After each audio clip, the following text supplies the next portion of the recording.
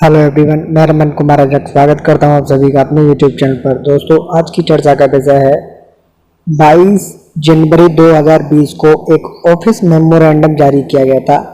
इस मेमोरेंडम के तहत लिमिटेड ट्रांसफ़र फैसिलिटी प्रोवाइड की गई थी जीडीएस के सभी कैटेगरीज के लिए, और इसी रूल के अकॉर्डिंग या इसी मेमोरेंडम के अकॉर्डिंग आज भी ट्रांसफ़र फैसिलिटी अवेलेबल है जीडीएस के लिए।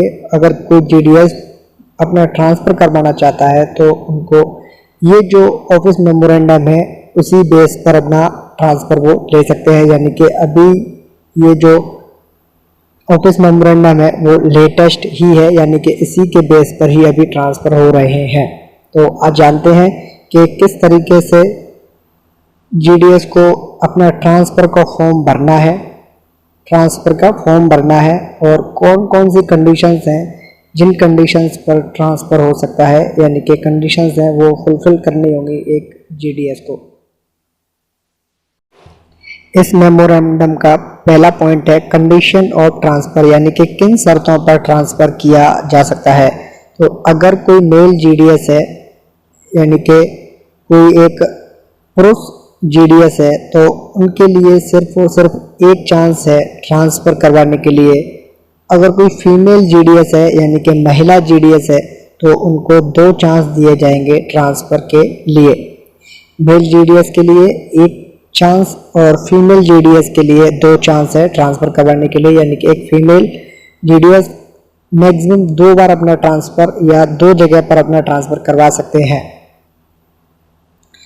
सेकंड पॉइंट में है the transfer will be at his और her on request and on cost.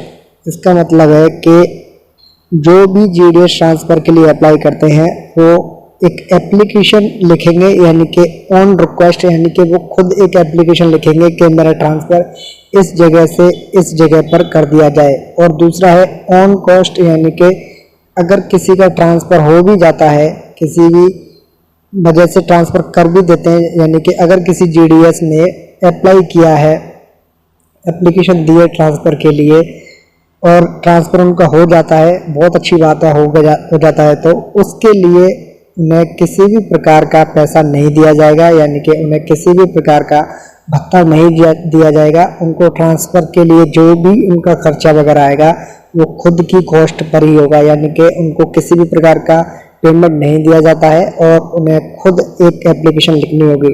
और अन्य जो डिपार्टमेंटल एम्प्लॉई हैं वो ऑन रिक्वेस्ट भी जा सकते हैं और उनका ट्रांसफ़र डिपार्टमेंट के जो अथॉरिटीज़ है वो भी कर सकते हैं, और ऑन कॉस्ट भी वो ट्रांसफ़र ले सकते हैं। अगर उनका ट्रांसफ़र ऑन कॉस्ट नहीं है तो उनके लिए पेमेंट दिया जाता है, यानी कि ये सुविधा डिपार्टमेंटल एम्प्लॉयज़ के लिए ही है। लेकिन जीडीएस के केस में उन्हें अपनी ऑन रिक्वेस्ट लिखनी होगी, यानी कि खुद की मर्ज़ी से उनकी से ट्रांसफ़र किया जाएगा, जीडीएस की मर्ज़ी से ट्रांसफ़र होगा।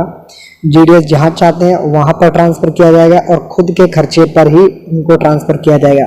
और बेस क्या होगा, तो बेस ये है कि जिस जगह से जीडीएस जाना चाहता है, मान लेते ए नाम की ब्रांच ऑफिस में अगर वो काम कर रहे हैं और बी नाम की ब्रांच ऑफिस में उनको जाना है, तो यहाँ पर जो पोस्ट है वो वैकेंट होनी चाहिए। और उसके लिए क्या रीज़न दे सकते हैं ट्रांसफ़र के लिए, तो वो दे सकते हैं कि मुझे अपने घर पर जाना है, या मेरी मेडिकल कंडीशन सही नहीं है, या मुझे घर पर कुछ ऐसा काम है जो कि मेरे ही ब्याह पर है, या कह सकते हैं कि मेरे माता पिता बुजुर्ग हैं, या मेरी फैमिली की कंडीशन अच्छी नहीं है, मैं सिर्फ देखभाल करने वाला हूँ, तो उस बेस पर उनका ट्रांसफ़र किया जा सकता है। थर्ड पॉइंट में है कि minimum engagement period of 2 years, यानी कि अगर कोई जीडीएस जो कि रेगुलर हो चुका है, यानी कि एक जीडीएस जब ज्वाइन करता है, मान लेते हैं कि इसने 2015 में ज्वाइन किया, तो लगभग 2 साल बाद इनको रेगुलर किया जाता है। तो 2017 में ये रेगुलर का एक इनको लेटर आता है कि आपको 2 साल कंप्लीट हो गए हैं और आप जीडीएस के लिए रेगुलर हो चुके हो। और ये यहाँ से रेगुलर होने के बाद 2 साल बाद, यानी कि 2 year from the date of regular engagement on GDS post, यानी कि जीडीएस पोस्ट पर 2 साल रेगुलर होने के बाद में, यानी कि टोटल कितना टाइम हो गया, तो टोटल टाइम हो गया जीडीएस से लेकर के उनको हो जाएगा 4 वर्ष, यानी कि 2 साल उनको जीडीएस को एज ए रेगुलर होने में लगता है और 2 साल बाद उनके लिए ट्रांसफ़र फैसिलिटी सुविधा मुहैया कराई जाती है। तो एक मेल जीडीएस के लिए कम से कम कितना टाइम, तो मिनिमम 4 इयर्स के बाद में, ज्वाइनिंग के 4 इयर्स के बाद में, या फिर कहें कि जिस तारीख को वो रेगुलर हो जाएंगे उससे 2 साल बाद वो ट्रांसफ़र करवा सकते हैं। वहीं फीमेल जीडीएस के लिए क्या है, तो फीमेल जीडीएस के लिए भी रूल ये है कि 1 साल बाद जब वो रेगुलर हो जाएंगे, यानी कि जीडीएस में कम से कम 3 साल उनकी सर्विस हो जाएगी, तब वो अपना अप्लाई कर सकते हैं। यानी कि 3 साल बाद, या ये कहें कि रेगुलर एंगेजमेंट के बाद 1 साल बाद जीडीएस, जो कि फीमेल जीडीएस है, वो एलिजिबल हो जाती है ट्रांसफ़र के लिए। वहीं मेल जीडीएस रेगुलर एंगेजमेंट होने के बाद में जीडीएस पोस्ट पर उनके 2 साल बाद वो एलिजिबल हो जाते हैं।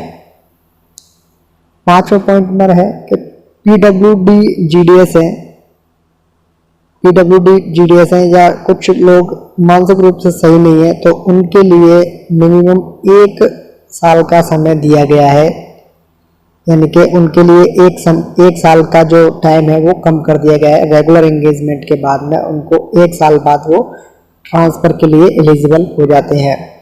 Transfer request of GDS who are under put of duty or against whom any disciplinary action, police case or court case is pending will not be entertained। यानी कि अगर किसी जीडीएस को एज ए पनिशमेंट या कुछ अनुशासनहीनता करने पर, यानी कि कुछ नियमों को तोड़ने पर उनको अगर कोई पुलिस केस चल रहा है या कोर्ट केस चल रहा है, या उनको अगर किसी जीडीएस पर पुलिस केस चल रहा है या कोर्ट केस या पुलिस केस कुछ भी चल रहा हो, या उनको उनकी ड्यूटी से पुट ऑफ करने के लिए कुछ उनकी जो प्रोसेस है वो अंडर प्रोसेस हो, तो उस केस में अगर जीडीएस ट्रांसफ़र के लिए अप्लाई करता है तो उनका ट्रांसफ़र के लिए एप्लीकेशन है वो एक्सेप्ट नहीं की जाएगी। 7वें पॉइंट में क्या लिखा हुआ है कि past engagement period will be counted for assessing the eligibility for appearing in departmental examination as well as for annual increment. यानी कि जो पास्ट की एंगेजमेंट पीरियड है उसे भी काउंट किया जाता है, किसके लिए, जो जीडीएस डिपार्टमेंटल एग्जामिनेशन देना चाहते हैं उनके लिए, या फिर एनुअल इंक्रीमेंट लगता है उसके लिए भी। GDS will not have any claim to go back to the previous engagement or recruitment unit division in any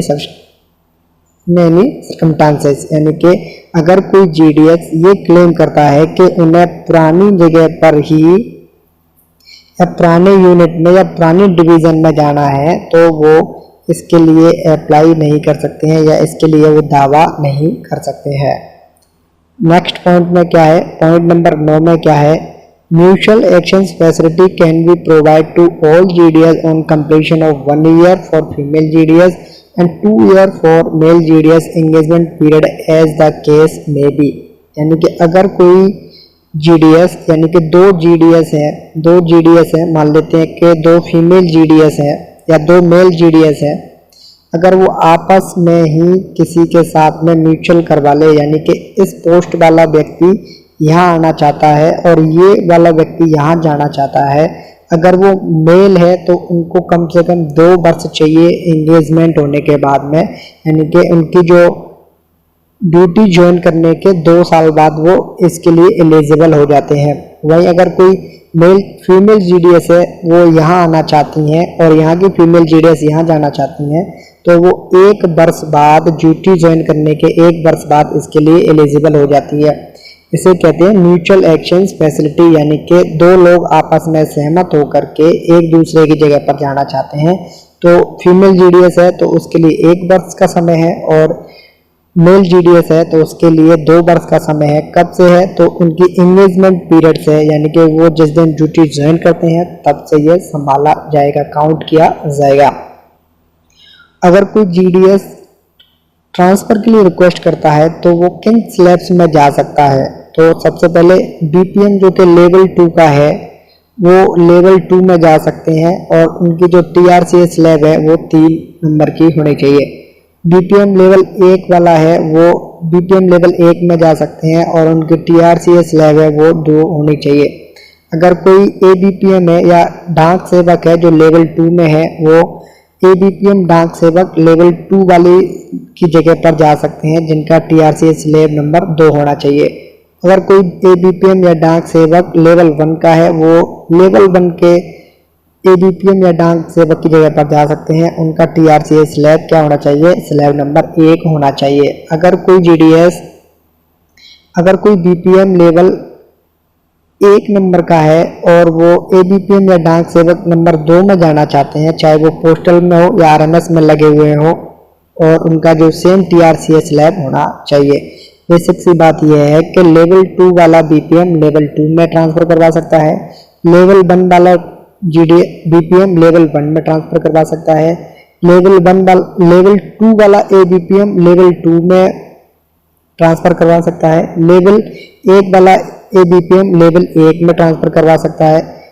BPM level 1 वाला वो ABPM या डाक सेवक जो लेवल 2 वाले हैं उनमें ट्रांसफ़र करवा सकते हैं, और उनकी TRCA है वो स्लैब 1 ही होनी चाहिए।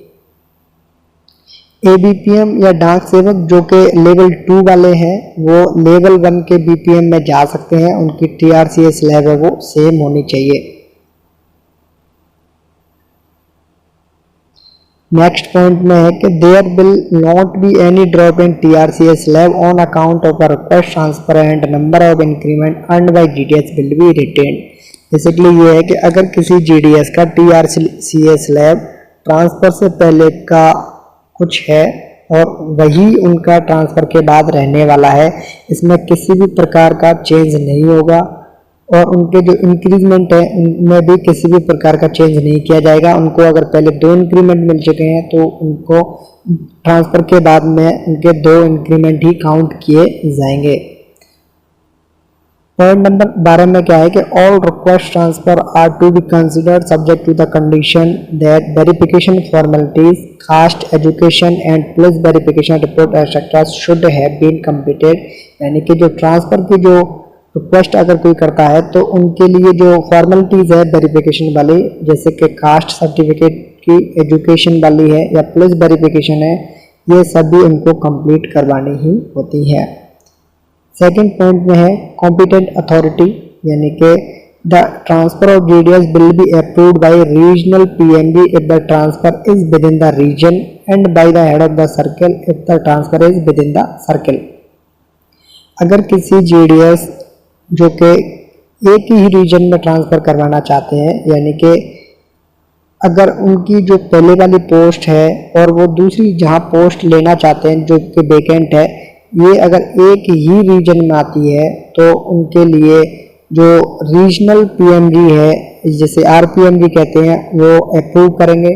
अगर सेम सर्कल में आती है तो उनके हेड ऑफ द सर्कल यानी कि CPMG उसे अप्रूव करेंगे।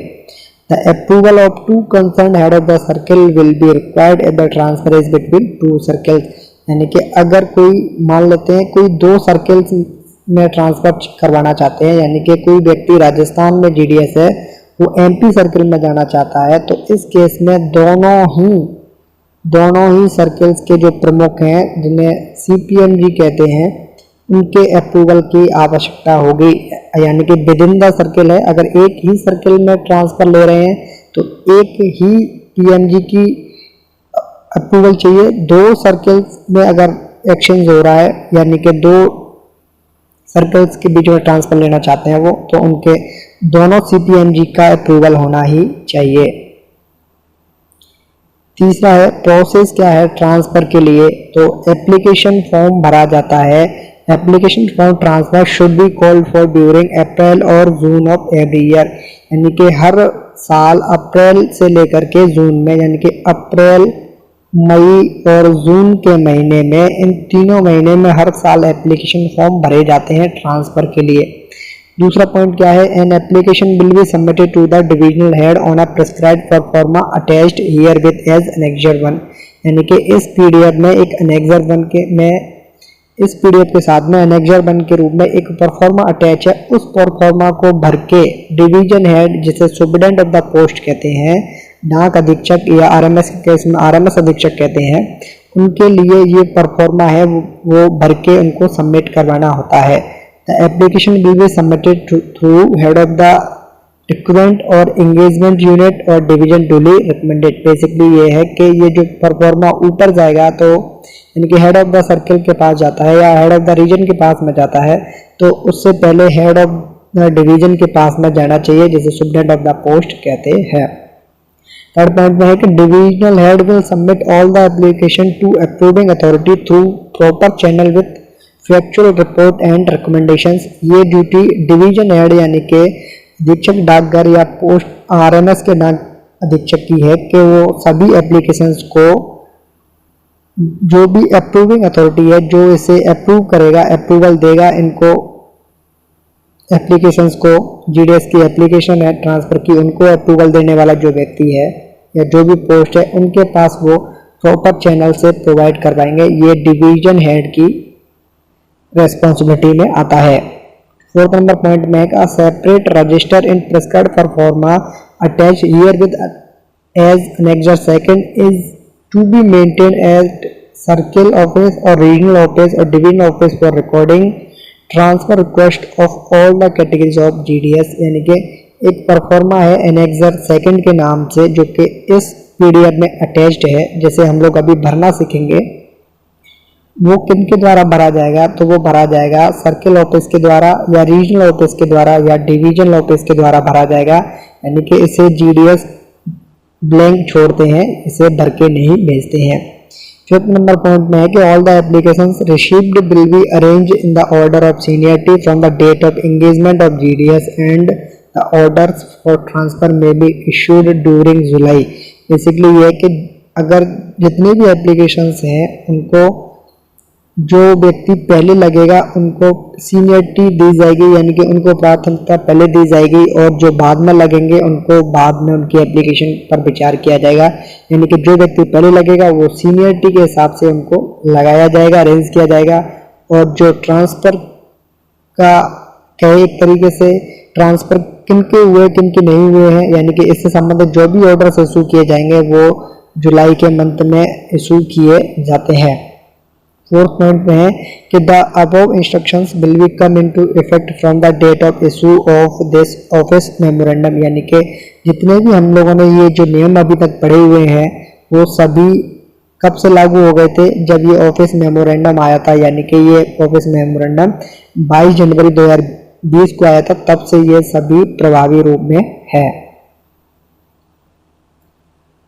नेक्स्ट जानते हैं कि एनेक्सर 1 जिसे जीडीएस का ट्रांसफर एप्लीकेशन फॉर्म भी कहते हैं, यानी कि application for transfer from one post to another post in Gramin Dak सेवक। यानी कि अगर कोई ग्रामीण डाक सेवक एक जगह से दूसरी जगह ट्रांसफर करवाना चाहते हैं तो उनके लिए ये वाला एप्लीकेशन फॉर्म है, जिसे हम अभी भरना भी सीखेंगे और इसे आप लोग अभी डाउनलोड भी कर सकेंगे।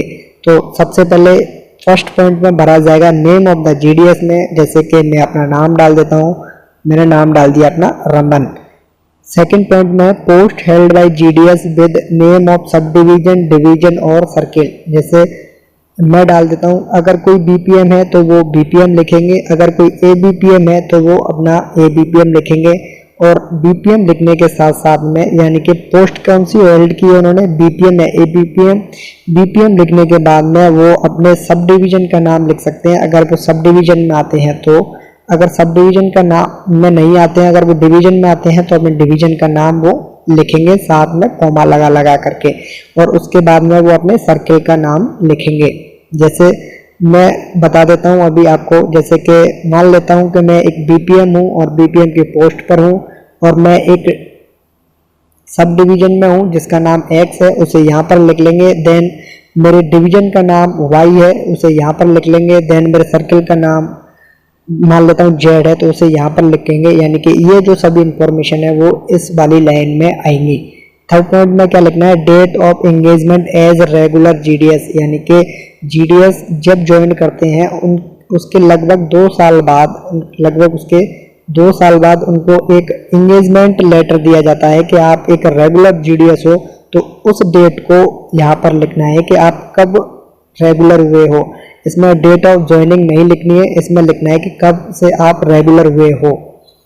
फोर्थ पॉइंट में लिखना है आपको अपनी एजुकेशन क्वालिफिकेशन कि आपकी शैक्षणिक योग्यता क्या है, आप कहाँ कब तक पढ़े हुए या कहाँ तक पढ़े हुए, आपने कौन कौन सी डिग्रीज ली हुई है या आपने कौन कौन सी क्लासेस पास की हुई हैं। फिफ्थ पॉइंट में लिखना है कि आप सिंगल हो या मैरिड, अगर कोई सिंगल है तो सिंगल लिखेगा, मैरिड है तो मैरिड लिखेगा। नेक्स्ट पॉइंट नंबर 6 में है कि existing TRCA level with slab, यानी कि आप कौन से TRCA लेवल में आते हो और आप कौन से स्लैब में आते हो ये आपको लिखना होगा। जैसे कि कुछ लोग 12,000 वाले TRCA लेवल स्लैब में आते हैं और कुछ लोग आते हैं 10,000 वाले में, जिसका जो भी TRCA स्लैब होगा, TRCA लेवल होगा और जो भी स्लैब होगा, यानी कि लेवल फर्स्ट में हो या लेवल सेकंड में हो ये लिखना है। आप 10,000 वाली स्लैब में आते हो या 12,000 वाली स्लैब में आते हो वो भी लिखना है। नेक्स्ट पॉइंट नंबर 7 में क्या लिखना है कि GDS post for which transfer is sought for along with the name of BO, SO, HO और RO, यानी कि GDS किस जगह पर जाना चाहता है। मान लेता हूं कि मैं यहाँ पर किस जगह पर था, मान लेता हूं मैं यहाँ पर X ब्रांच ऑफिस में था और मुझे यहाँ पर आना है Y वाली ब्रांच ऑफिस में आना है, तो मुझे यहाँ पर इस वाली ऑफिस का नाम लिखना है जहाँ मैं ट्रांसफर लेना चाहता हूँ। तो यहाँ पर उस वाली BO का नाम आ जाएगा, उसके बाद में वो BO किस सब ऑफिस से जुड़ी है या किस हेड ऑफिस से जुड़ी है उसका नाम आ जाएगा, देन आ जाएगा रीजनल ऑफिस का नाम और उसके बाद में आप अपने सर्कल का नाम लिख सकते हो। पॉइंट नंबर 8 में लिखना है कि name of sub division, division circle to which transfer is sought, यानी कि आप यहाँ पर लिखोगे अपने सब डिवीजन का नाम, या आप डिवीजन में हो तो डिवीजन का नाम, या फिर आप सर्किल से हो तो सर्किल का नाम आपको यहाँ पर लिखना होगा। नेक्स्ट 9 नंबर में लिखना है reason for which transfer is sought for, यानी कि आपको लिखना है कि आप किस कारण से ट्रांसफर लेना चाहते हो, कि आप अपने घर पर जाना चाहते हो या आपके ऊपर कुछ ऐसी जिम्मेदारियां हैं जो सिर्फ आप ही निभा सकते हो तो उसके लिए ट्रांसफर लिखना है, या फिर आप मेडिकल बेस पर जाना चाहते हो कि आपकी हेल्थ इश्यूज हैं तो उस जिस भी रीजन के लिए आप लेना चाहते हो वो रीजन आपको यहाँ लिखना होगा। और पॉइंट नंबर 10 में लिखना है कि आप कौन कौन से डॉक्यूमेंट इसके साथ में अटैच कर रहे हो, जैसे Aadhaar card, PAN card, voter ID, driving licence, passport, electricity bill, water bill, gas bill, जो भी आप अटैच करोगे वो सभी आप लोग यहाँ पर लिखोगे। पॉइंट नंबर 11 में आपको डिक्लेरेशन देनी है कि मेरा नाम ये है, जैसे मैं मान लेता हूँ कि मुझे यहाँ पर बनना है Raman, I Raman declare that above information furnished by me are true, यानी कि मैं ये घोषणा करता हूँ, मैं रमन ये घोषणा करता हूँ कि मेरे द्वारा जितनी भी जानकारियाँ ये ऊपर दी गई हैं जो कि इस फॉर्म में दी गई हैं वो सभी मेरी नॉलेज के हिसाब से जितना मैं जानता हूँ उस हिसाब से सही है और मैं किसी भी गलत इंफॉर्मेशन के लिए स्वयं जिम्मेदार हूँ। इसका मतलब ये होता है। तो आपको यहाँ पर बेसिकली अपना नाम लिखना है, यहाँ पर आपको अपने सिग्नेचर करने हैं, जो भी आप लोग अपने सिग्नेचर करोगे, यहाँ सिग्नेचर करने के बाद में आप लोग यहाँ तारीख लिखोगे, यहाँ आप कहाँ पर हो उस प्लेस का नाम लिखोगे, यहाँ सिग्नेचर के साथ साथ में आपको अपनी पोस्ट लिखनी है। जैसे मैं मान लेता हूँ कि मैं रमन और BPM हूँ कहाँ पर, धौलपुर में, ये लिख देता हूँ मैं। इस तरीके से आप लोग लिख सकते हो, यानी कि सिग्नेचर के साथ साथ में अपनी पोस्ट का नाम भी लिख सकते हो। नेक्स्ट पॉइंट नंबर 12 में 12 को आपको छोड़ देना है, इसमें कुछ नहीं करना आपको। फिर उसके बाद में आपको डिक्लेरेशन फॉर्म है, declaration for transfer from one post to another transfer by GDS, इसमें लिखना है कि I hereby declare that in the event of my limited transfer from to, यानी कि आपको इसमें लिखना है कि आप पुरानी ऑफिस में जिसमें थे, यानी कि मैं ये घोषणा करता हूँ कि मैं लिमिटेड ट्रांसफर फैसिलिटी के तहत इस वाली ऑफिस से इस वाली ऑफिस में जाना चाहता हूँ, यानी कि यहाँ आएगा आपकी पुरानी वाली ऑफिस का नाम जहाँ पर आप लोग अभी काम कर रहे हो और यहाँ पर आएगा आपकी नई वाली ऑफिस का नाम जहाँ आप जाना चाहते हो। और उसके बाद में I will rank junior in the gradation list of the new unit to all the GDS of that unit on the date of joining that unit. इसके बाद में आपको कुछ नहीं करना। और नेक्स्ट आपको सेकंड पॉइंट में लिखना है I will not claim any TA और ट्रांजिट, यानी कि आप किसी भी प्रकार का ट्रांसपोर्टेशन अलाउंस के लिए आप क्लेम नहीं करते हो। इसके लिए भी आपको डिक्लेरेशन देनी होगी, यानी कि आपको किसी भी प्रकार का पैसा नहीं मिलेगा। और यहाँ पर फिर से आपको अपने सिग्नेचर करने होंगे और यहाँ पर आपको अपनी पोस्ट का नाम लिखना होगा। जैसे BPM है तो BPM लिखेंगे, और अगर कोई ABPM है तो वो ABPM लिखेंगे। और यहाँ पर अपने स्टेशन का नाम लिखेंगे, यानी कि जैसे किसी की ब्रांच ऑफिस वाई सब ऑफिस या हेड ऑफिस से जुड़ी हुई है तो वो अपने ऑफिस के साथ साथ में, ब्रांच ऑफिस के साथ साथ में अपने सब ऑफिस या हेड ऑफिस का नाम लिख सकते हैं। और यहाँ लिखेंगे डेट उस दिन की जिस दिन आप लोग इसे फॉर्म को फिल कर रहे हो। और ये है अनएग्जैक्ट सेकंड, इसे आप लोगों को ब्लैंक छोड़ना है, क्योंकि ये होता है डिवीजन ऑफिस के लिए या सर्किल लेवल के लिए, आपको इसको छोड़ना है। और इसी के साथ में आपके जो GDS के ट्रांसफ़र के लिए रूल्स, कौन कौन से रूल्स हैं, कौन कौन सी कंडीशंस हैं और कौन सा फॉर्म आपको फिल करना है, कैसे फिल करना था, ये आप लोग जान चुके हो। उम्मीद करता हूँ कि आप सारी इन्फॉर्मेशन को सही ढंग से पकड़ चुके हो और आप अपना जान चुके हो कि कैसे फॉर्म फिल करना है। और इस PDF की लिंक डाउनलोड करने के लिए आपको जाना पड़ेगा डिस्क्रिप्शन बॉक्स में, और आपको वहाँ मिलेगी आपको इस PDF की लिंक, वहाँ से आप लोग इसे डायरेक्ट डाउनलोड कर सकते हो। और इसी नोट पर इस वीडियो को करता हूँ मैं एंड। ये है अंत इस वीडियो का। धन्यवाद।